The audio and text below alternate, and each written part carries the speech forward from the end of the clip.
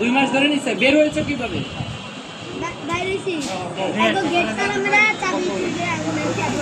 ছোট ভাগ্নির মেয়ে এখানে আটকে রাখছে, বড় ভাগ্নির ছেলে উত্তরে রাখছে। যে রয়েছে এই রুমের মধ্যে বাচ্চাকে আটকে রাখা হয়েছে দীর্ঘ 2 মাস যাবত। দর্শক, আমরা ঠিক এই মুহূর্তে কৃষি মার্কেট রয়েছি। আপনারা নিশ্চয়ই জানেন যে রায়ের বাজার থেকে 2টি বাচ্চা হারিয়ে যায়, অর্থাৎ অপহরণ হয়। সেই বাচ্চা দুজনকেই এই যে বাসাটি পিছনে দেখতে পাচ্ছেন, এই বাসায় পাওয়া যায়।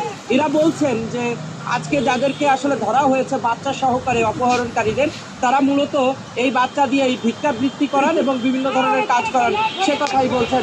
ব্যবসা করানো হয় সে কথা বলছে। এখানে যারা ভুক্তভোগী রয়েছে আমরা তাদের সাথে কথা বলি।